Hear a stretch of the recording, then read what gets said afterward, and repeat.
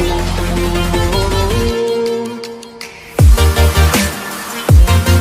Guys, आप सभी का पीआर मेमोरियल में स्वागत है। पीआर मेमोरियल ITI में। ओके गाइस, और आई होप आप लोग सभी कोई अच्छे होंगे।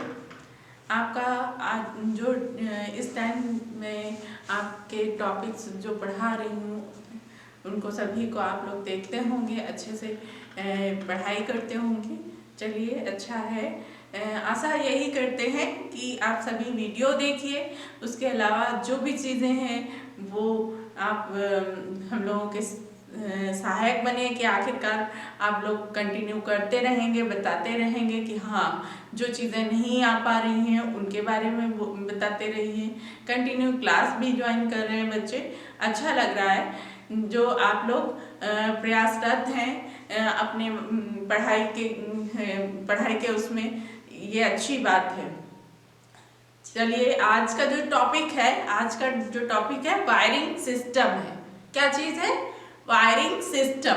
वायरिंग सिस्टम होता क्या है, वायरिंग सिस्टम के नियम क्या हैं वो जानते हैं। वायरिंग सिस्टम क्या होता है, चलिए आज जानते हैं वायरिंग सिस्टम। वायरिंग सिस्टम होता क्या है ये जान लीजिए। वायरिंग सिस्टम का मतलब होता है वायरिंग प्रणालियां। क्या चीज? वायरिंग प्रणालियां। सभी प्रकार के जो विद्युत अधिष्ठापन होते हैं, विद्युत अधिष्ठापन भारतीय विद्युत के अनुसार, ISI प्रणाली के अनुसार जो नियम होते हैं, नियम बनाए जाते हैं, भारतीय विद्युत नियमों के अनुसार जो है वो किया जाना चाहिए। जो वर्क किया जाना चाहिए वो किस तरह का होना चाहिए? IS 732 के अनुसार 1983 में IS 732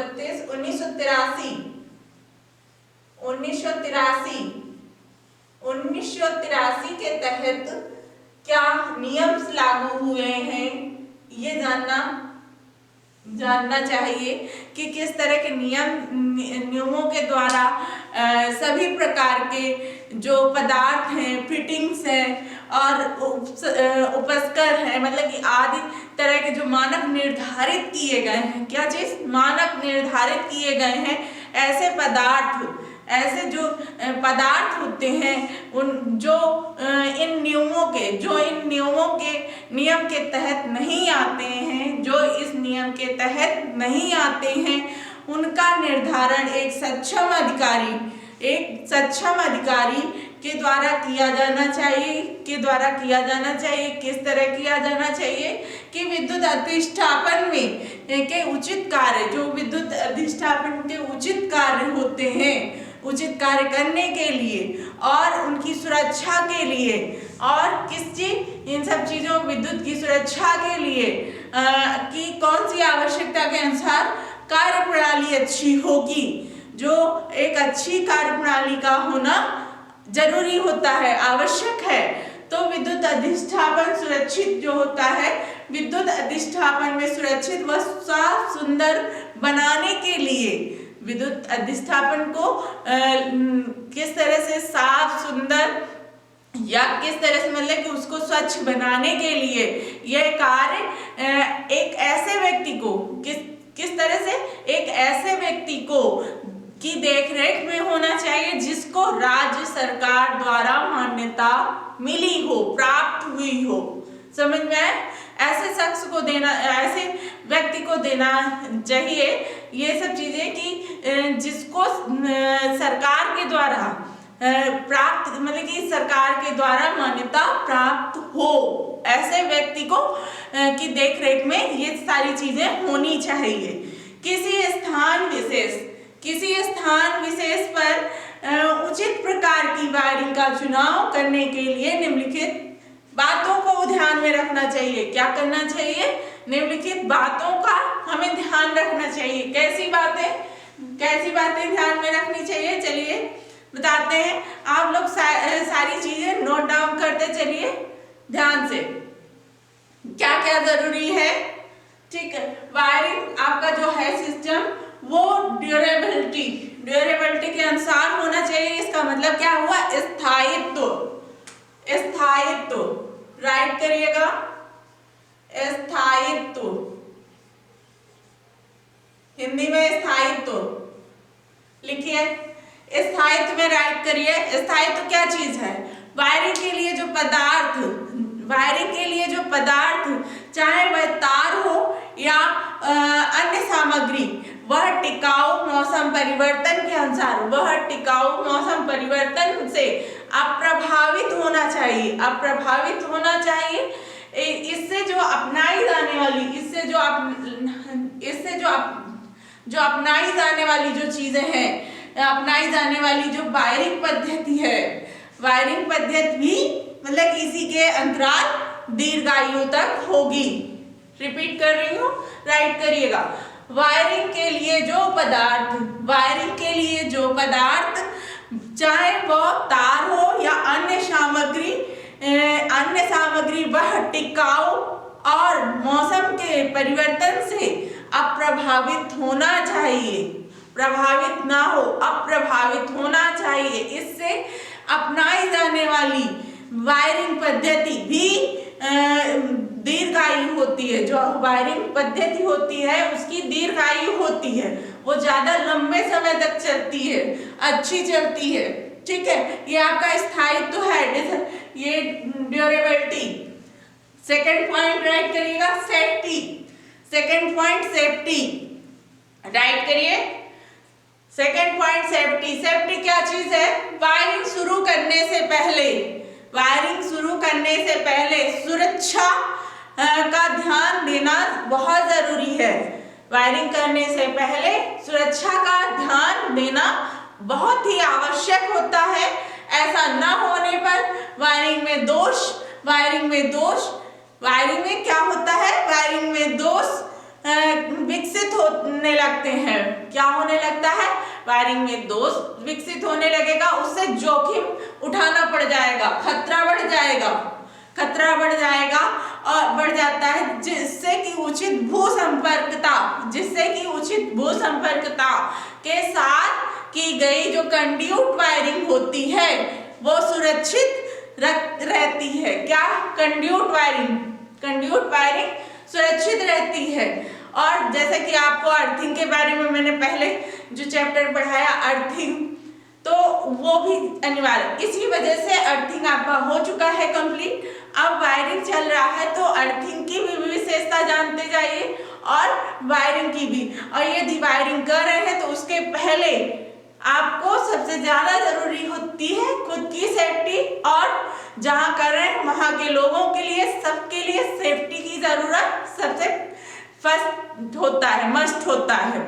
मैंने पहले भी आप लोगों को फर्स्ट चैप्टर पढ़ाया है सेफ्टी के लिए, सेफ्टी प्रिकॉशन के लिए कि किस तरह से जो भी चीजें हैं, कहीं भी आप विद्युत का कार्य करें, कहीं भी किसी भी जगह सबसे पहले आप सेफ्टी, खुद की सेफ्टी भी देखेंगे और जहाँ कर रहे हैं उन लोगों के घरों की या कारखाने की या कहीं भी अधिष्ठापनों की या किसी तरह, तो सबसे पहले आपको सेफ्टी की सबसे ज्यादा जरूरत होती है। सेफ्टी रखना बहुत जरूरी है। इसी में आपने एक बार रिवाइज कर दे रही हूँ, अपना रिपीट कर रही हूँ मैं, रिवीजन करिएगा कि सेफ्टी की जरूरत क्यों पड़ रही हमें। सेफ्टी की जरूरत इसलिए पड़ेगी, वायरिंग शुरू करने से पहले सुरक्षा का ध्यान देना बहुत जरूरी है, बहुत आवश्यक है। ऐसा न होने पर वायरिंग में दोष होता है, वायरिंग में दोष होगा, खतरा बढ़ जाएगा, जिससे कि दिक्कतें बढ़ जाएंगी, आपके घरों में अर्थिंग भी उतर सकती है, प्लस आपका आग लगने की भी संभावना बढ़ जाती है। उचित भू संपर्कता न होने के कारण कि यदि उचित संपर्कता चाहते हैं, भू संपर्कता चाहते हैं, तो कंड्यूट वायरिंग जो होती है वो सुरक्षित होती है, सुरक्षित रहती है। चलिए आपकी आता है नेक्स्ट जो टॉपिक है आपका, इसी में कॉस्ट। नेक्स्ट पॉइंट आपका आता है कॉस्ट। कॉस्ट क्या चीज होती है, ये आपकी सेफ्टी, सुरक्षा हो गई,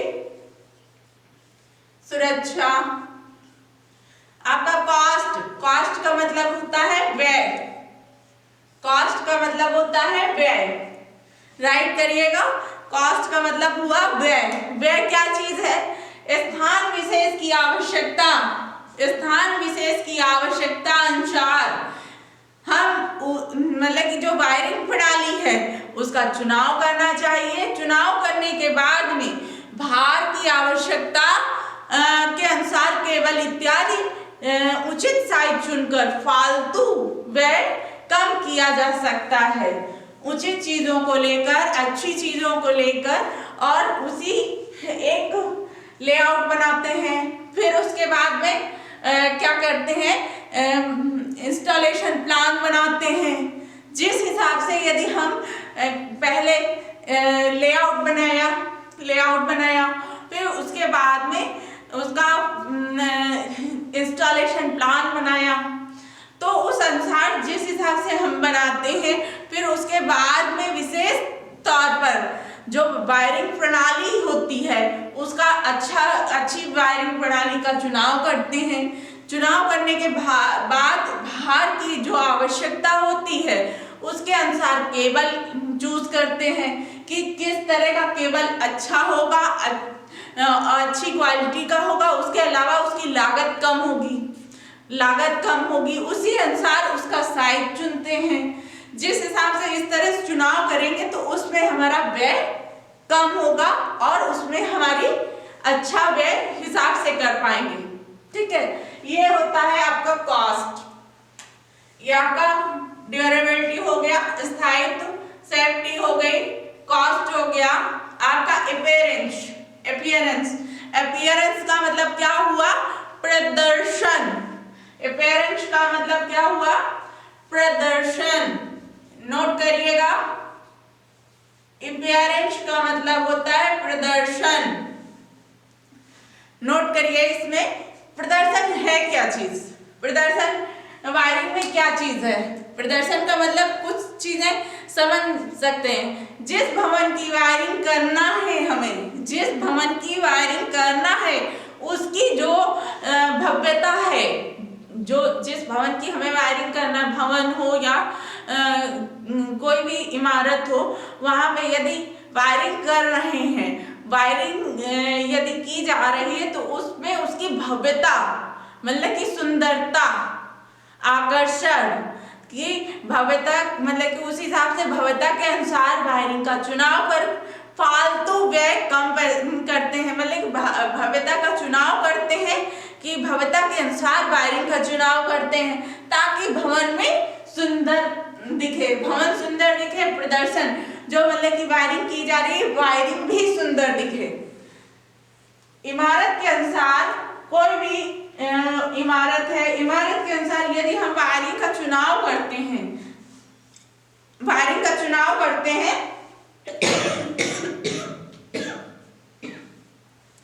जैसे कि वायरिंग का चुनाव करते हैं तो ये हमें बातें ध्यान में रखनी चाहिए कि हमारा जो स्थायित्व है, सुरक्षा है, व्यय है, फिर उसके बाद में भव्यता मतलब कि प्रदर्शन, ये सारी चीजें होने के बाद में प्रदर्शन, वो हमारी आकर्षक लगेगी। वायरिंग का जो चुनाव किया जा रहा है वो वायरिंग अच्छी है, उसके अलावा वो जब होने के बाद में वो सुंदर दिखेगी, अच्छी लगेगी, ये चीजें देखनी होती हैं। नेक्स्ट आता है आपका एसेसिबिलिटी। एसेसिबिलिटी का मतलब क्या होता है ये जान लीजिए। एसेसिबिलिटी सुगमता, एसेसिबिलिटी का मतलब हुआ सुगमता, एसेसिबिलिटी, यह आपका एसेसिबिलिटी होता है। इसका मतलब क्या हुआ? सुगमता से अर्थ होता है कि वायरिंग, सुगमता से मतलब होता है कि वायरिंग जो होती है, वायरिंग का प्रकार इस प्रकार का के अनुसार होना चाहिए, इस प्रकार का हो कि वह विशेष प्रकार के भवन के लिए सुगम हो, सुगमता हो, सुगमता से हो सके, मतलब कि सरलता से वायरिंग की जा सके, उसमें आवश्यकता अनुसार कमी व बढ़ोतरी की जा सके। उस हिसाब से हमारी सुगमता होनी चाहिए कि अच्छी इमारत है उस तरह से डिजाइन कर सके और जिस तरह से सुंदर दिख सके।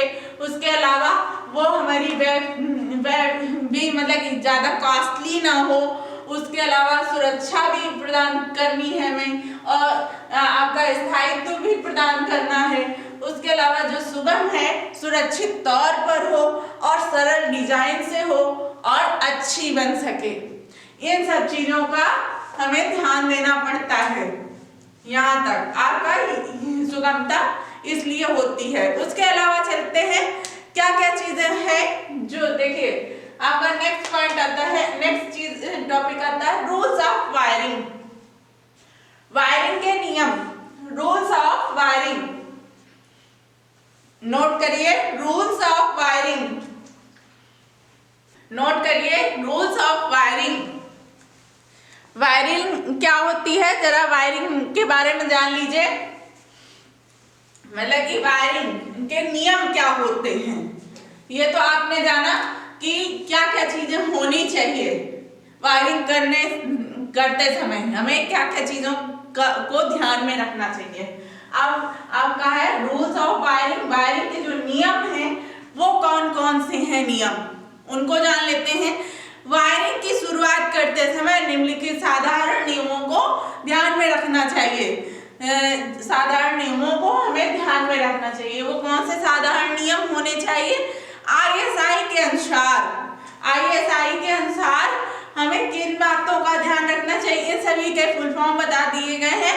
तो आप नेक्स्ट पहले जो वीडियो पढ़े हैं उनमें देख सकते हैं। जो भी चीजें नहीं समझ में आती, यदि नहीं समझ में आती तो आप कमेंट करिए और ग्रुप में भी ऐड करिए कि ये चीज समझ में नहीं आई तो उसके आंसर देंगे। ठीक है, सभी बच्चों से यही हो रहा है कि आप लोग अच्छे से पढ़ाई करें। ओके, चलिए आपका जो है निम्न प्रकार की बातों को ध्यान में रखना चाहिए, साधारण नियमों को ध्यान में रखना चाहिए। ISI पद्धति के अनुसार, रूल्स के अनुसार देखा जाए तो एक सर्किट में कुल भार 800 वाट। एक सर्किट में कुल भार, एक सब सर्किट में कुल भार जो होता है वो 800 वाट या कितना, 800 वाट या 10 बिंदुओं से अधिक नहीं होना चाहिए। कितने बिंदुओं से अधिक नहीं होना चाहिए? 10 बिंदुओं से। 10 बिंदुओं से 10 पॉइंट से अधिक नहीं होना चाहिए पॉइंट। और 800 वाट व 10 पॉइंट से अधिक नहीं होना चाहिए। इतने होना चाहिए, इससे ज्यादा नहीं होने चाहिए। ठीक है, होने चाहिए, अधिक नहीं होने चाहिए। भार का जो अनुमान लगाने के लिए जो निम्न प्रकार भार ज्ञात किया जाता है, मतलब कि भार ज्ञात किया जाता है, तो इस अनुसार आप ज्ञात कर सकते हैं। देख सकते हैं यहाँ पे मैंने राइट किया है। नंबर 1 पॉइंट है आपका, जैसा कि फ्लोरोसेंट ट्यूब। ये आपका इस तरह से, जैसे कहीं घर के सभी वायरिंग की जा रही है, नियम रखे गए हैं। यदि ज्यादा वोल्टेज का वो किया जाएगा तो वो दिक्कत करेगा। नियम के अनुसार चलेंगे वो ज्यादा बेनिफिट रहेगा और बहुत अच्छा रहेगा। जैसे कि देखिए फ्लोरोसेंट ट्यूब लेते हैं, ट्यूब लैंप जो होते हैं, फ्लोरोसेंट ट्यूब लैंप लेते हैं तो उस अनुसार क्या होता है, उस अनुसार क्या होता है ये जान लीजिए। उस अनुसार क्या होगा कि फ्लोरोसेंट ट्यूब लैंप होते हैं उनको यदि लेते हैं तो 1200 mm का है जो ट्यूब लैंप है, 1200 mm का है, तो वो कितने वाट का होना चाहिए? वो आपका 50 वाट का होना चाहिए। कितने वाट का होना चाहिए? 50 वाट का होना चाहिए। ये आपका 50 वाट का होना चाहिए। या तो 1500 mm ले रहे हैं ट्यूब लैंप तो आपका 90 वाट का होना चाहिए। उसके अलावा सेकंड आपका है, जैसे कि ये देखिए 2 2 4 6 1 7, मतलब कि 7 पॉइंट दिए गए हैं कि 7 पॉइंट यदि आप लगाते हैं तो वो किस अनुसार भार व्यक्त करते हैं, उसी अनुसार आप किस तरह से लगा सकते हैं। आउटलेट सॉकेट या छत का पंखा हो या लैंप हो, यह आपका 60 वाट का होना चाहिए। और रेफ्रिजरेटर 165 लीटर का, रेफ्रिजरेटर 165 लीटर का 225 वाट, ठीक। और प्रेस अधिकतम, जो प्रेस होते हैं, प्रेस किए जाते हैं जो इस्त्री, तो वो प्रेस का जो टेम्परेचर होता है 1500 वाट तक का होता है। तो उसी अनुसार आप ले सकते हैं। 1500 वाट का ही अधिकतम होता है, कम से कम 1000 वाट का भी होता है। तो आप यदि जैसा मार्केट में जैसा आपको सुविधा अनुसार ले सकें। और कूलर जो होता है 180 वाट का होता है। एयर कंडीशनर 1500 टन का होता है जो 2500 वाट बिजली की खपत करता है। टेलीविजन हमारा 80 वाट खपत करता है। इसी अनुसार खपत करने वाले चीजें मतलब कि हम यूज कर सकते हैं। उसके अलावा 800 वाट तक यूज कर सकते हैं। और 10 पॉइंट होने चाहिए सब, जो आपका एक सब सर्किट में जो कुल भार होता है, एक सब सर्किट में कितना भार पड़ना चाहिए, वो चीज यहाँ पे एक एग्जाम्पल के रूप में बताई गई है। उसी अनुसार आप ध्यान दे सकते हैं, ठीक है।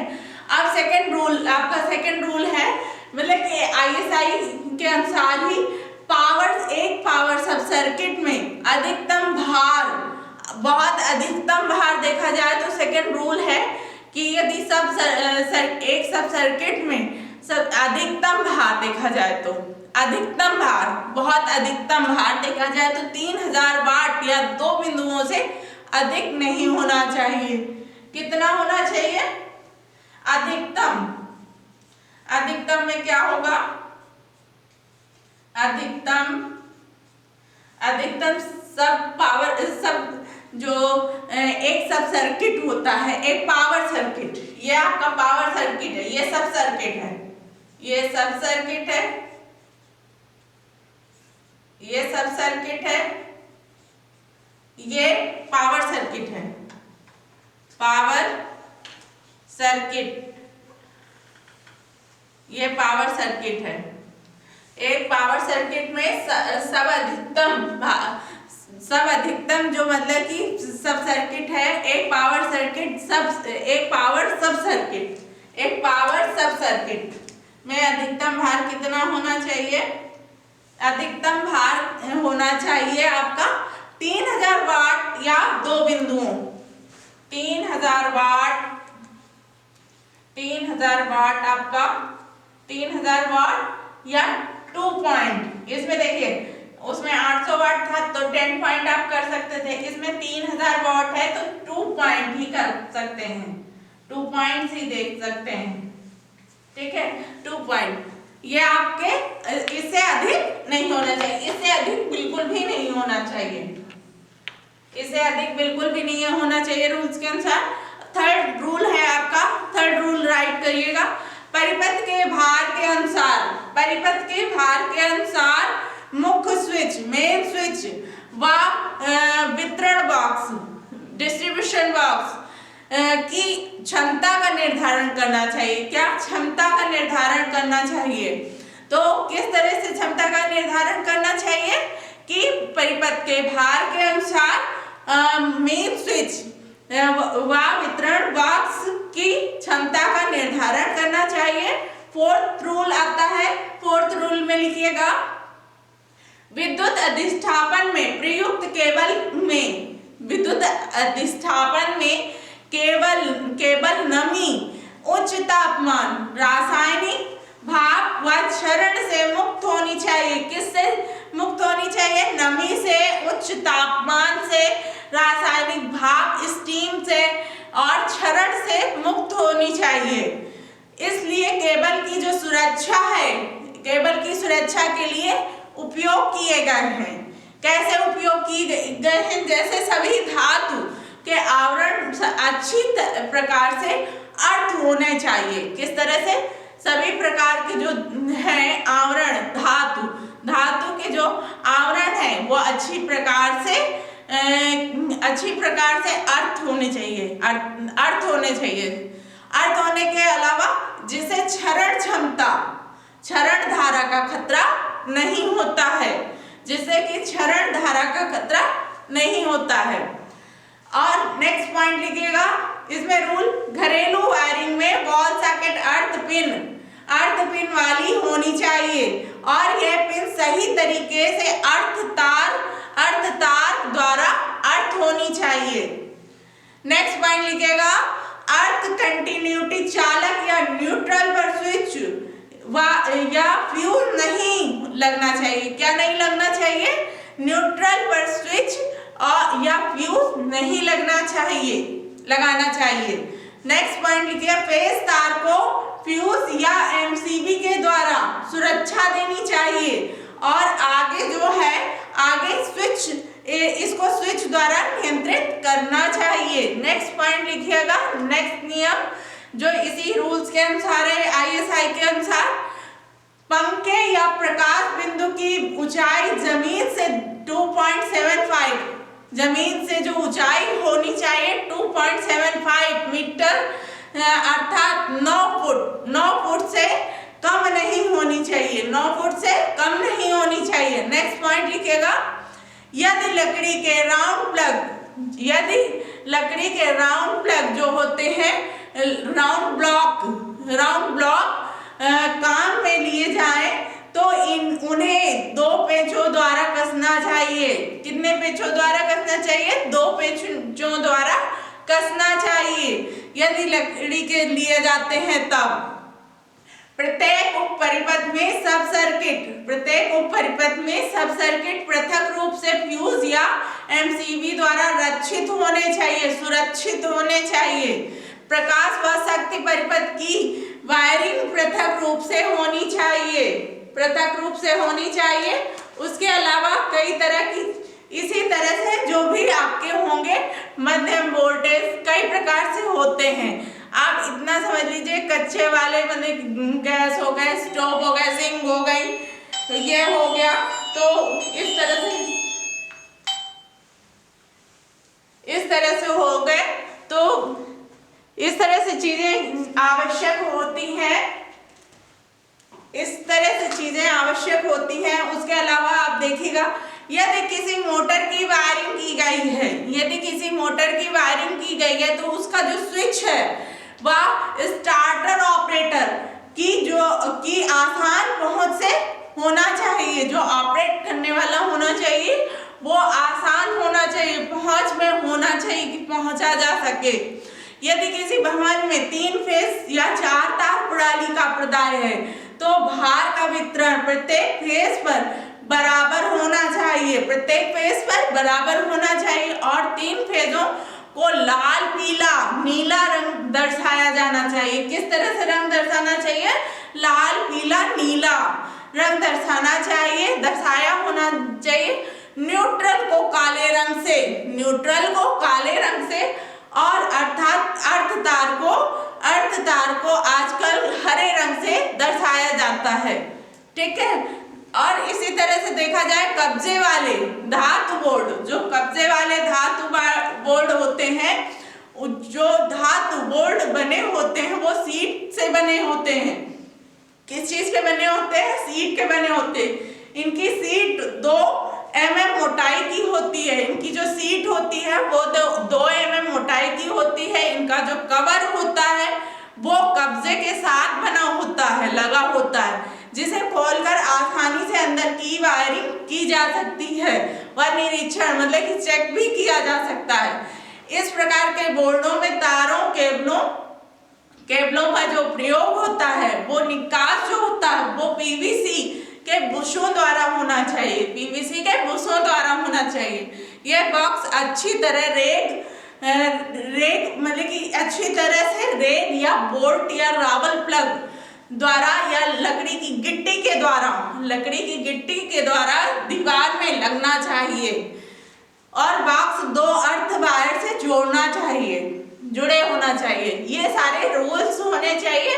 रूल्स के अनुसार हमें वायरिंग सिस्टम करना चाहिए। वायरिंग की जाती है इसी सिस्टम के अनुसार हमें करनी चाहिए।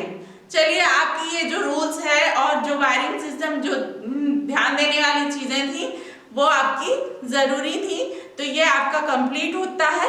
फिर आगे नेक्स्ट टॉपिक में वायरिंग सिस्टम में ही पढ़ाएंगे, बट आपका ये टॉपिक खत्म होता है। आज के लिए धन्यवाद।